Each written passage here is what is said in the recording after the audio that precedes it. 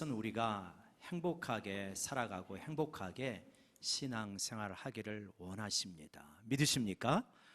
그럼 어떻게 그렇게 할 수 있을까요? 하나님이 이미 다 가르쳐 주셨죠. 그 원리를 잘 깨닫고 순종하고 적용하며 살아가면 행복이 찾아오게 되어 있습니다. 첫 번째 원리가 진리의 원리, 진실의 원리다. 그래서 하나님에 대한 진리를 깨닫고 따라가는 것이고, 사람들과의 관계 속에서 거짓이 아닌 진실에 근거한 만남들을 갖게 되어질 때 행복한 만남이 이루어지게 되어집니다. 그리고 이제 두 번째로 오늘 말씀드리고자 하는 것은 사랑의 원리, 특별히 이기적인 것이 아니라 이타적인 사랑의 원리로 살아가기 시작할 때 행복이 찾아온다라고 하는 말씀을 드리고자 합니다. 그러니까 오늘 읽었던 요한복음 13장은 예수님께서 잡히시기 전날 밤의 이야기입니다. 그러니까 십자가에 매달리시기 불과 몇 시간 전의 이야기예요. 그러니까 굉장히 중요한 의미가 있는 거죠. 그러니까 예수님께서 그 전날 밤에 두 가지 어떤 드라마를 보여주십니다. 하나는 뭐냐면 성찬을 제정하시는 거예요. 성찬을 제정하시면서 떡을 받아 먹어라, 이것은 너희를 위하여 찢기는 내 살이다. 포도주를 주시면서 포도주를 마셔라, 이거는 너희를 위하여 흘리는 내 피다. 이렇게 성찬을 제정해 주셔요. 굉장히 중요한 의미가 있죠. 근데 그 앞에 또 무엇을 하냐면 세족식을 하십니다. 제자들의 발을 씻겨 주셔요. 뭔가 여기에는 중요한 의미가 있는 거예요. 왜 발을 씻겨 주시는가? 이렇게 발을 우리도 씻겨야 되는구나 하는 거는 금방 알 수 있잖아요. 근데 그 전에 중요한 의미가 있는데, 무슨 의미가 있냐면 구원론적인 의미가 있다. 무슨 의미요? 구원론적인 의미가 있다. 그러니까 발을 씻기게 되었을 때 제자 베드로가 말합니다. 주여, 왜 내 발을 씻기십니까? 못 씻깁니다. 그랬더니 예수님께서 내가 발을 씻겨야 네가 나하고 상관이 있다. 그랬더니 베드로가 그러면요, 주님, 제 머리도 씻기고 손도 씻겨 주십시오. 그랬더니 너희가 그럴 필요가 없다라고 이렇게 말씀을 하시죠. 우리 요한복음 13장 한번 보실까요? 13장 10절 말씀, 그거에 대해서 예수님께서 이렇게 말씀하시는데 같이 읽어봅시다. 시작. 예수께서 이르시되 이미 목욕한 자는 발밖에 씻을 필요가 없느니라. 온몸이 깨끗하니라. 너희나 깨끗하나 다는 아니니라 하시니. 그러니까 제자들은 지금 발만 씻으면 된다는 거예요. 머리하고 손하고 목욕할 필요는 없다. 왜? 너희는 이미 목욕했다. 그럼 목욕했다는 건 뭐예요? 목욕하면 깨끗해지잖아요. 그러니까 불과 몇 시간 후에 예수님께서 십자가에 달리셔서 피를 흘리시는데 그 피로 너희는 깨끗해졌다. 속죄의 제사를 이미 드린 사람들이다 라고 이렇게 말씀을 하시는 겁니다. 그러니까 세족식을 통하여서 가르쳐 주시는 의미는 뭐냐? 자, 너희가 나를 믿고 나와 연합한 제자들은 십자가의 죽음을 통하여서 속죄의 제사를 드린 것이다, 깨끗하게 된 것이다 라고 하는 것을 이 세족식을 통하여서 가르쳐 주시는 것이다. 그래서 십자가의 제사를 믿음으로 받은 사람들은 뭐냐? 깨끗해졌기 때문에 근본적으로 모든 죄가 하나님 앞에서 씻음을 받았기 때문에 너희들은 어떠하냐? 매일매일 발을 닦듯이 떠오르는 죄들을 회개하면 너희들은 이미 깨끗해진 존재로 깨끗하게 내 앞에 설 수 있는 것이다 라고 하는 것을 가르쳐 주시는 겁니다. 여러분, 속죄의 제사가 얼마나 아름답고 귀한 것입니까? 사실 우리가 우리의 삶을 되돌아보고 우리를 정면으로 직시하면서 우리의 속 깊은 곳을 들여다본다면 우리의 죄 때문에 참 부끄럽고 고통스럽고 힘겨운 순간들이 많습니다. 그런데 이 모든 죄를 대속하여서 예수님께서 속죄의 제사를 드리셨구나, 이거를 알고 받아들이게 될 때 우리 가운데 큰 감격이 있는 것이죠. 첫 번째 바로 이런 의미가 있습니다. 두 번째로는 이 세족식이 어떤 의미가 있냐면 윤리적인 모험의 의미가 있습니다. 한번 여러분 13절하고 14절 같이 읽어볼까요? 요한복음 13장 13절 14절이요. 시작. 너희가 나를 선생이라 또는 주라 하니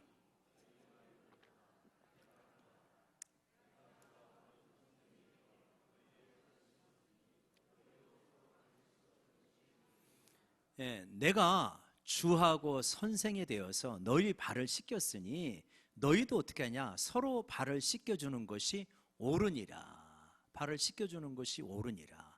여러분, 발을 씻겨준다는 의미는 무슨 의미인지 우리가 금방 짐작할 수 있잖아요. 진짜 가가지고 뭐 발 씻겨주라는 의미라기보다는 그의 허물, 더러운 거를 씻겨주고 덮어주라, 이런 의미가 있지 않겠습니까? 그러니까 너희가 발을 서로 씻겨주는 것이 옳으니라. 유대인 사회에서 발을 씻겨주는 것은 같은 종족인 유대인 종들도 하지 않았던 일이라 그래요. 그러니까 유대인이 종이 되었어요. 근데 유대인 주인이 있어. 근데 주인이 종에게 시킬 수 없는 것이 있는데, 야, 내 발 좀 씻겨라, 이거는 못 시킨다는 거예요. 그만큼 이거는 천한 일이라는 거예요. 근데 예수님께서 하신 거예요. 그러니까 중요한 의미가 있는 거죠. 자, 나는 주가 되고 선생이 되어서 너희 발을 씻겼으니 너희도 서로 이렇게 발을 씻겨주라 라고 말하는 겁니다. 사랑은 뭐냐? 이렇게 씻겨주는 거다, 섬겨주는 거다, 덮어주는 거다. 여러분, 우리가 살아가면서 파헤치는 일은 잘 할 수가 있습니다. 찌르는 일은 잘 할 수가 있어요. 이거는 훈련되지 않아도 금방 배우는 일이 바로 찌르는 일이요, 파헤치는 일이요, 상처 주는 일입니다. 근데 내가 너희에게 보여준 것처럼 너희도 뭐 해야 되냐? 씻겨주라는 거예요. 덮어주라는 거예요. 상처를 아물게 해주라는 거예요. 이게 너희들이 해야 되는 삶의 모습이다, 제자의 모습이다, 이런 것이죠. 그런데 그러면 예수님은 제자들이기 때문에 가능한 것인가? 제자들이 아주 훌륭한 사람들이라 아니라는 걸 알 수 있어요. 세족식을 한 다음에 예수님이 바로 무슨 말씀을 하냐면, 너희 가운데 한 사람이 나를 배신하여 팔 것이다, 그 얘기를 하십니다. 가룟 유다에 대한 이야기를 하시죠. 그러니까 제자들이 웅성웅성합니다. 누굽니까? 그랬더니 예수님께서 뭘로 사인을 하십니까? 떡에다가 이 소스를 찍어서 갖다 주는 사람이 그 사람이다. 근데 이제 그게 누구였냐면 가룟 유다였죠. 그때까지도 제자들은 이게 무엇인지 무슨 의미인지 몰랐습니다. 나중에 알게 되는 거죠. 그러니까 가룟 유다는 예수님을 배반하러 떠납니다. 이 일 후에. 그리고 나서 바로 이 직후에 오늘 읽었던 말씀 뒤에는 또 무슨 이야기를 하냐면, 베드로가 네가 닭이 울기 전에 나를 3번 부인할 것이다, 이야기를 하셔요. 자, 보세요. 예수님께서 성만찬을 제정하시고 세족식을 하시는데 그 대상들이 어떻게 되냐면, 한 사람은 배반하죠, 한 사람은 맹세하면서 예수님을 부인하죠. 그러면 다른 10명의 제자들은요, 끝까지 충성을 지킵니까? 아니잖아요. 다 뿔뿔이 도망갑니다. 이런 제자들을 발을 씻겨주시고 사랑하시는데, 어떻게 사랑하시냐? 13장 1절에 예수님이 사랑하시는 모습이 나와요. 13장 1절 같이 한번 읽어볼까요? 시작. 유월절 전에 예수께서 자기가 세상을 떠나 아버지께로,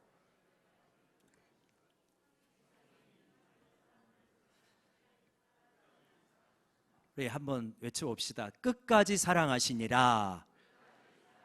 예수님께서 끝까지 사랑하셔요.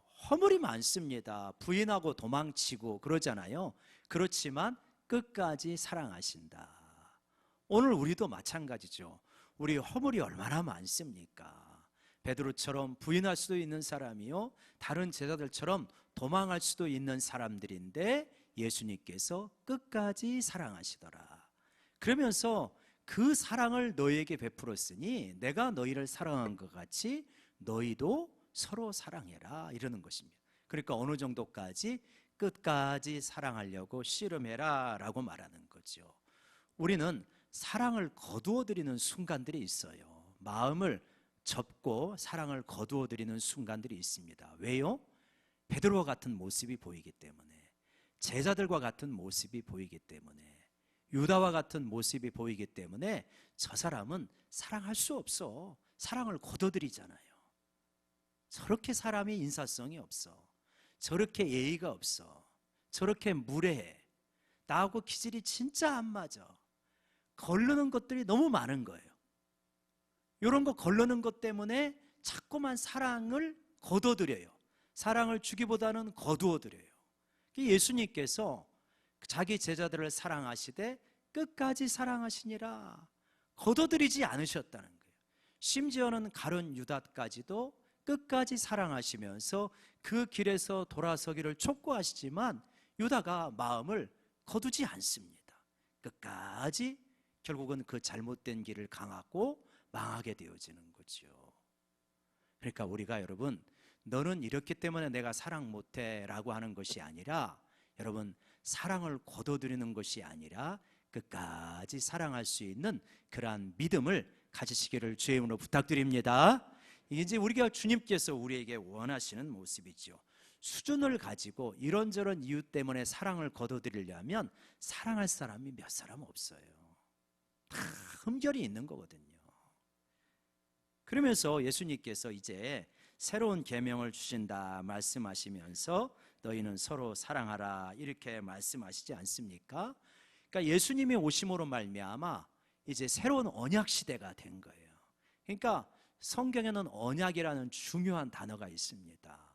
이스라엘 백성을 하나님께서 애굽에서 데리고 나와서 시내산에서 언약을 맺습니다. 언약을 맺고 언약을 맺은 다음에 내가 너희의 하나님이 되고 너희는 내 백성이 되었으니 나를 하나님으로 섬기는 너희들은 이렇게 살아라 라고 하는 것이 뭡니까? 계명이에요. 계명. 그 대표적인 계명이 뭡니까? 시내산 계명이 뭐죠? 십계명인 거예요. 그러니까 언약에는 계명이 따라오게 되어 있어요. 예수님이 오셔서 십자가를 통하여서 부활을 통하여서 새로운 백성들을 만드셔요. 천국 백성을 만드십니다. 그래서 누구든지 그리스도 안에 있으면 새로운 피조물로 바뀌어져 갑니다. 그런 우리에게 새로운 계명을 주시겠다는 거예요. 그 계명이 무엇입니까? 한번 따라해 보겠습니다. 옆 사람 바라보면서 서로 사랑하라. 서로 사랑하라는 거예요. 새로운 계명을 준다. 서로 사랑하라. 근데 십계명과 이 구약의 율법들을 보면 굉장히 많잖아요. 근데 예수님은 굉장히 단순하게 서로 사랑하라 하나만 주셔요. 왜 그렇습니까? 이유는 이거예요. 우리 자녀들한테 우리 집에서 너희가 우리 가족으로 우리를 부모로 삼고 살아가려면 너희에게도 규칙이 필요하다. 예를 그랬잖아요. 그러면서 유치원 다니는 이러한 아이에게는 자, 아침에는 7시에 일어나야 되고 일어나자마자 세수해야 되고 씻고 나서 밥을 먹고 유치원 갔다 와서는 옷을 벗고 옷을 갈아입고 놀아라. 예를 들어서 이렇게 규칙을 준단 말이에요. 근데 이제 이 아이가 대학을 갔어요. 똑같이 말을 합니다. 너 학교 갔다 오면 옷 갈아입고 그리고 나서 밥 먹고 숙제하고 그리고 나서 텔레비 봐라 이렇게 말하면 대학생 자녀가 야, 우리 어머니가 나이가 젊은데 치매 걸리셨나 왜 저러나 이러지 않겠어요? 유치원에게 주는 규칙이 있고 유치원생에게 주는 규칙이 있고 대학생에게 주는 규칙이 있는 거예요. 그러니까 신약시대 백성들에게 하나님께서 주님께서 규칙을 굉장히 단순하게 주셔요. 마음을 다하고 목숨을 다해 하나님 사랑해라. 내 이웃을 내 몸과 같이 사랑해라. 서로 사랑해라. 그냥 이 계명을 주시는 거예요. 그러면 이 계명을 가지고 충분하게 풀어서 적용할 수 있는 것이 너희들이다. 지금 이렇게 말씀하시는 거예요. 사랑의 계명을 지키면 된다라고 말하는 거예요. 그러니까 오늘날 우리가 교회 안에서 여러 가지 일들이 있고 이 땅을 살아가면서 여러 가지 일들이 있는데 계명이 굉장히 단순한 거예요. 서로 사랑하라. 지금 행복해질 수 있는 게 굉장히 복잡한 것 같지만 하나님께서 주신 원리를 따라가면 행복해진다고 제가 말씀드리잖아요. 진리의 원리를 따라가고 사랑의 원리를 따라가면 진리와 사랑으로 살아가면은 행복은 따라오게 돼 있다. 지금 이 말씀을 드리는 거예요. 그래서 새로운 언약에 참여한 우리들은 이제 사랑의 계명으로 살아가는데 그러면 세상 사람들이 우리를 바라보면서 야, 저들은 예수님의 제자이구나 라고 세상 사람들이 다 인정하게 된다는 거예요. 그러니까 우리가 굉장히 똑똑해서 많이 모여서 성공한 사람이 많아서 예수님의 제자라고 하는 것이 아니라 너희가 서로 사랑하면 세상의 모든 사람들이 저 사람들은 진짜 예수님의 제자구나 라고 인정하게 된다. 초대교회 때는 그랬습니다.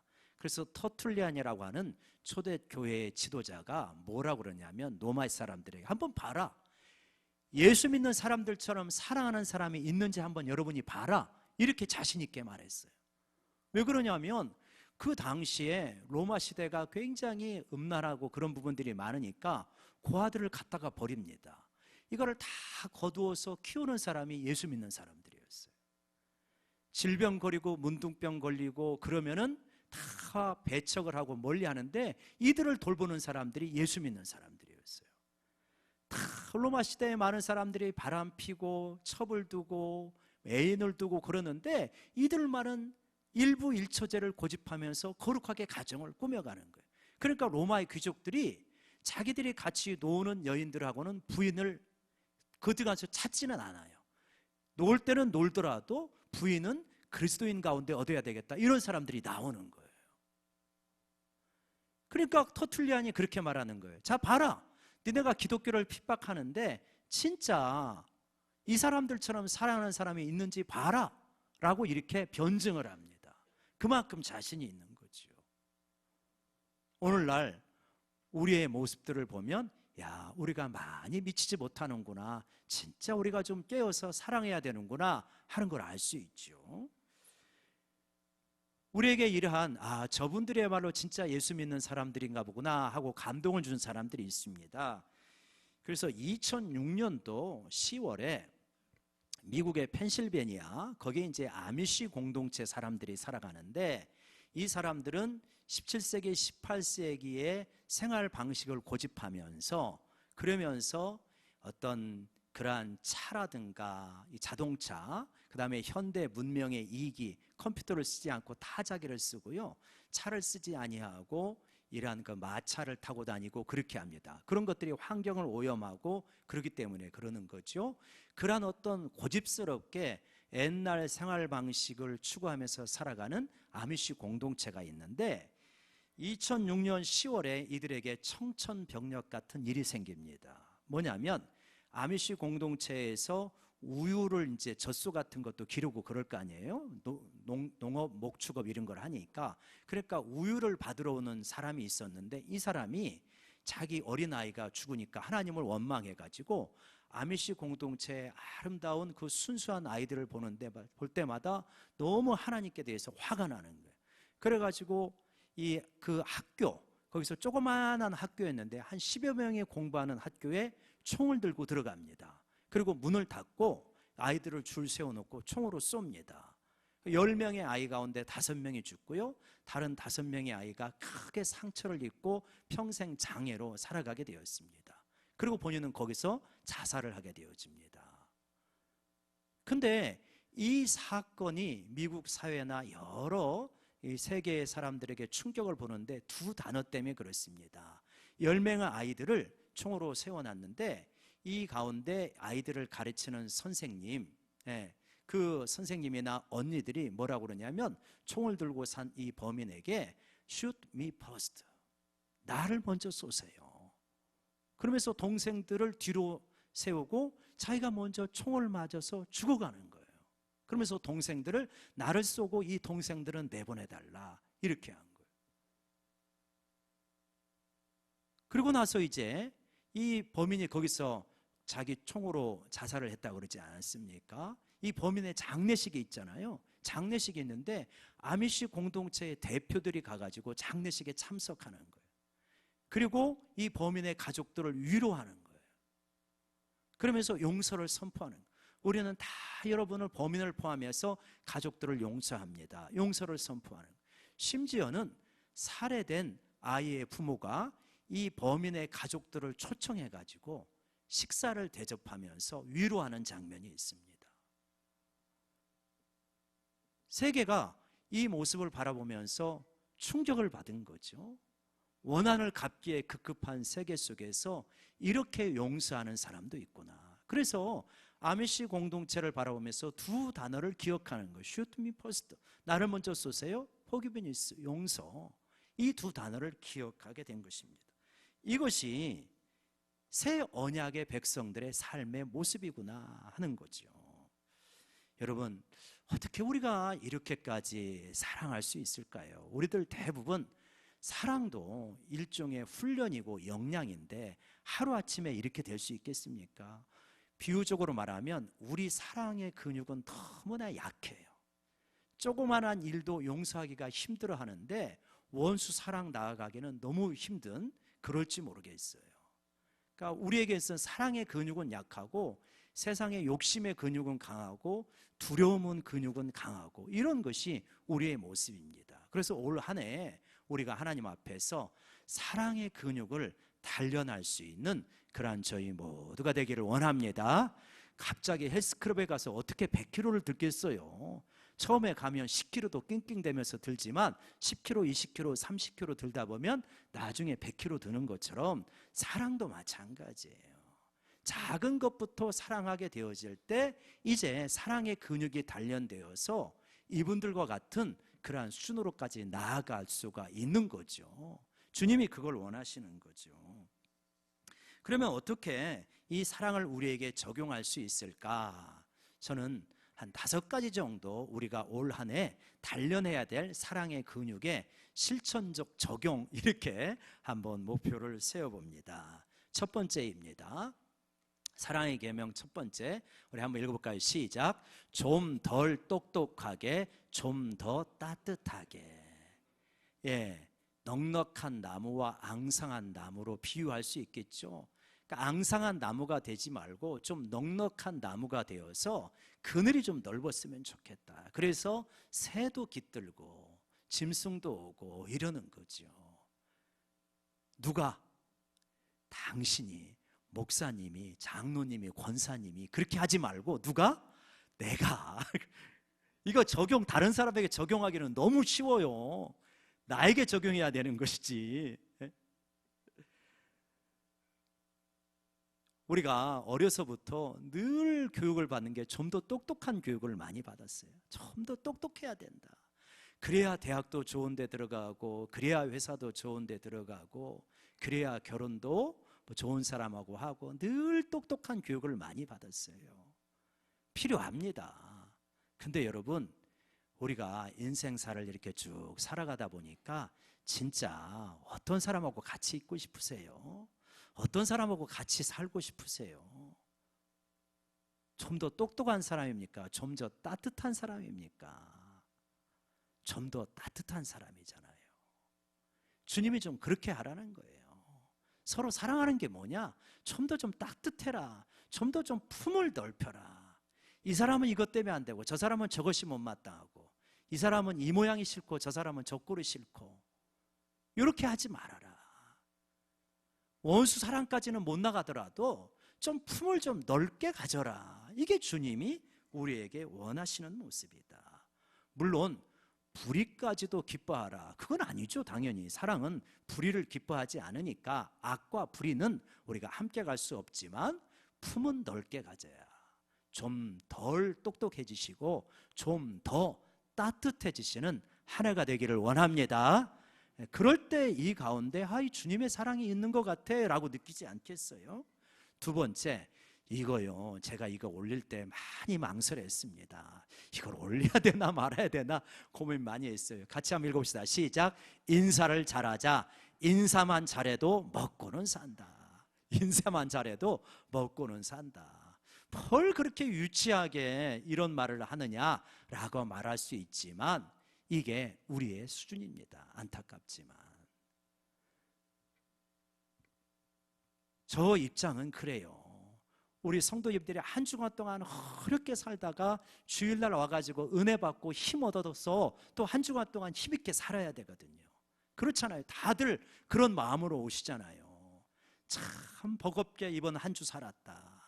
근데 내가 주님 앞에 가서 은혜 받고 새 마음 되어서 또 한 주 동안 잘 살아야지, 이런 마음을 대부분 가지고 오신단 말이에요. 근데 이 마음이 식어버려. 이 마음이 닫혀버려요. 이 마음이 딱딱해져 버려요. 왜 그러냐? 작은 거 하나 때문에. 그런 것 때문에 마음이 닫히는 거죠. 그러니까 우리가 뭐 해야 되냐? 인사를 잘하자.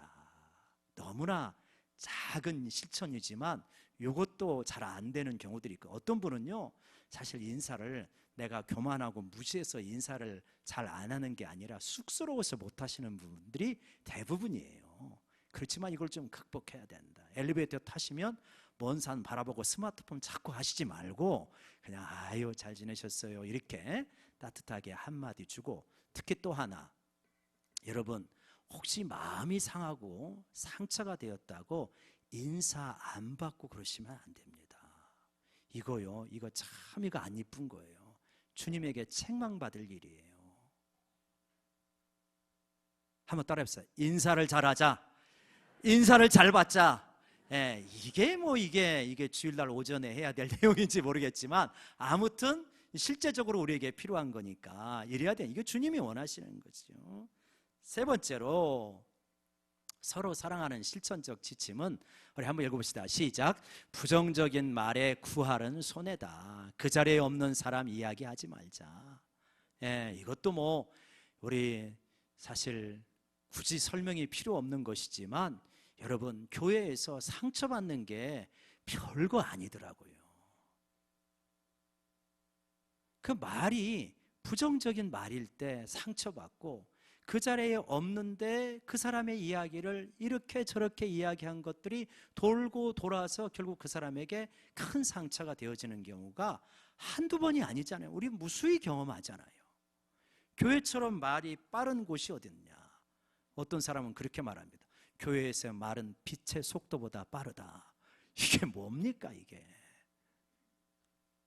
우리가 어떤 이야기를 할 때 하나님께서 우리에게 주신 은혜를 중심으로 자꾸 이야기를 나누셔야지, 그 자리에 없는 사람의 못마땅한 거, 흠결 뭐 이런 것들을 이야기하면 말하는 나도 품격이 떨어지는 거 아시죠?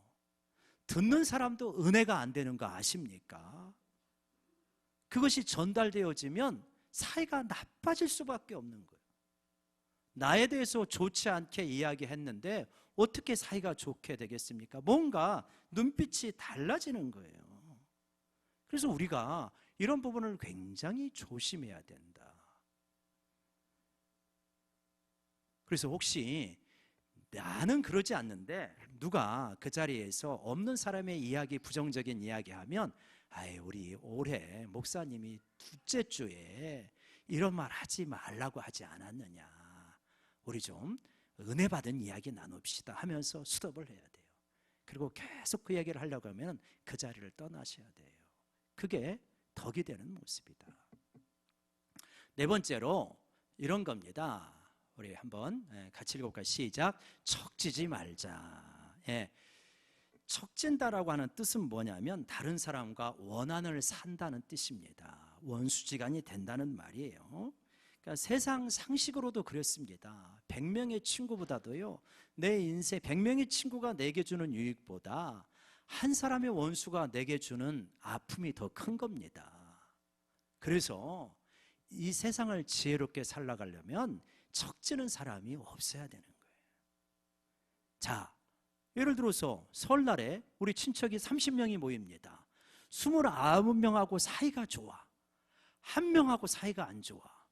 그러면 어떻습니까? 이상하게 부자연스러워. 불편한 거예요. 그래서 그렇게 하지 말라. 원수를 사랑하는 데까지 나아가라고 주님은 말씀하시고 우리가 거기에 도달하지만 그 전에 원수를 맺지를 말아야 되는 거예요. 친척 간에, 가족 간에 말할 것 없죠. 회사에서, 학교에서 말할 것 없죠. 그러니까 좀 극단적인 말들을 조심하셔야 돼요. 하고 나서 이 관계가 정말 돌아올 수 없는 강을 건넜구나, 이렇게 되면 안 되는 거예요. 말을 너무 세게, 격하게, 과격하게 상처를 그냥 너무 찌르는 그런 말들은 굉장히 조심해서 안 하려고 씨름을 하셔야지, 이런 것들을 확 쏟아부으면 이게요 참 관계가 그 다음에 어려워집니다. 여기서 꼭 좀 한 가지 덧붙이고 싶은 말씀이 있어요.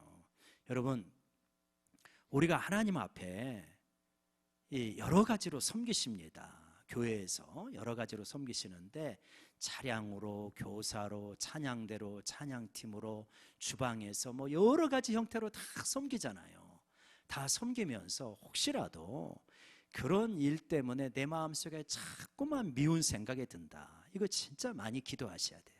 많이 기도하시면서 하나님 앞에 그러한 것을 자꾸 내려놓을 수 있도록, 그리고 안 되면은 금식까지 하시면서라도 이런 부분이 내어놓고 잘 풀어갈 수 있도록. 그런데 그럼에도 불구하고 자꾸만 이 일을 하면서 누가 미워지고 원망이 되고 이 미움이 삭히지가 않으시면 여러분 내려놓으셔야 됩니다. 그런 봉사하시면 안 돼요. 내 영혼을 죽이는 길이에요. 그거는 하나님은 네가 봉사하는 것보다 네가 나한테 예배를 잘 드리는 사람이 되었으면 좋겠어, 이게 하나님 마음이지. 그 봉사하면서 막 미움이 자꾸만 싹트면 그러면 빨리 내 영혼을 위하여서 긴급 조치를 해야 되는 거예요. 내 영혼이 중요하지. 봉사하면서 미움이 가득한데 그러면 어떡하겠어요? 큰일 나지. 내 마음 다 식어버리면. 여러분, 내 마음이요, 뜨거워지기는 어려워도 식기는 쉬운 거예요. 식는 것은 금방이에요. 그러니까 내가 이것 때문에 내 마음이 너무 상한다 하면은 많이 기도하시고 정면으로 돌파하시고, 그럼에도 불구하고 진짜 안 된다 하면 빨리 그 봉사의 자리를 내려놓아야 됩니다. 그래서 진짜 중요한 거는 뭐냐? 내 영혼이다. 이거 잘못 적용하시면 안 돼요. 조금 힘드니까 목사님 그때 내려놓으라고 그러셨잖아요. 그렇게 적용하면 안 돼요. 그게 아니라 진짜 중요한 건 뭐다? 내 영혼에서 은혜가 식지 않는 게 중요한 거죠. 그것 때문에 신앙생활 하는 것이지 봉사하려고 신앙생활 하는 거 아니잖아요. 그러면 교회는 어떻게 해요? 없으면요, 없는 대로 해도 됩니다. 괜찮아요. 여러분, 교사 없어도 되고요. 그러면은 우리가 그냥 예배 드리면 돼요. 진짜 중요한 거는 정말 여러분의 영혼이잖아요. 여러분 심령이 그냥 식어가지고 하나도 예배드려도 은혜가 안 되고 미움만 가득하고 말이 나오면 자꾸 격한 말만 나오고 그러면 지금 뭐하러 하는 거예요? 안 하시는 게 낫지. 내 영혼 살리려고, 구원 얻으려고 믿음 생활하는데, 봉사하는데, 그렇잖아요. 그러니까 여러분이 그 마음으로 내 영혼을 살리는데 집중할 수 있는 올 한 해가 되기를 원합니다. 자, 이제 마지막으로 결론을 겸해서 우리가 한번 같이 읽어봅시다. 시작. 이기적이 아닌 이타적인 사랑을 하자. 이기적인 사랑은 자신조차도 사랑할 수 없다고 에리 프롬이라고 하는 사람이 말을 했어요. 왜 그러냐? 이기적인 사람은 어떤 사람이냐면 어떤 사람을 만나든지 간에 자기 이익을 어디서 얻을까 이렇게 생각하는 사람이 이기적인 사람이에요. 이기적인 사랑이라고 오해를 해요. 그래서 어떤 상황, 어떤 만남에서도 전부 내 유익을 계산으로 만나는 거예요. 근데 이제 이 숙주라는 게 있잖아요. 바이러스가 숙주에 기생해가지고 유익을 얻는 거잖아요. 바이러스는 뭐냐면 숙주에 기생하면서 자꾸만 자기를 불리는 거예요. 근데 숙주에서 그 영양분을 자꾸만 빼앗아 먹으니까 숙주가 어떻게 되겠어요? 이게 죽죠. 그럼 바이러스도 죽는 거예요. 그러니까 뭐냐? 이기적인 사람은 주변을 만날 때마다 전부 자기 이익의 수단으로 생각하기 때문에 주변에 사람이 있다 없다 결국은 다 떠나요. 이기적인 사람의 필연적인 종말은 외로움이에요. 그래서 주님께서는 너희는 그런 길을 가지 말라는 거예요. 근데 우리들은 타고나기를, 이기적인 본성을 가지고 타고났어요. 태어나기를. 안 그러면 좋겠지만 예를 들어볼게요. 어린애가 엄마 젖을 빨고 기저귀 갈고 막 그럴 때 엄마 걱정하면서 젖 먹는 애 봤습니까? 안 그래? 진짜 애기는 이기적이에요. 그죠? 엄마가 막 죽을 것 같이 고생을 하는데 배고프면 울고요. 자기 기저귀 찝찝하면 울고 그러는 거예요. 그러니까 가면서 보면은 참 우리 인생을 들여다보면 야, 나라고 하는 이 본성 자체가 참 안 이쁘구나. 그런 거 많이 느끼시죠? 이 죄성의 본질이 이기성에 있는 거예요. 그래서 예수님께서 오셔서 이 이기적인 본성을 가지고 있는 내가 이렇게 가면 죽고 멸망할 수밖에 없다는 걸 아시고, 너무나 그걸 잘 아시니까 이 이기적인 본성을 가진 나와 연합해서 십자가에서 못 박혀 죽으신 거예요. 그리고 부활하신 거예요.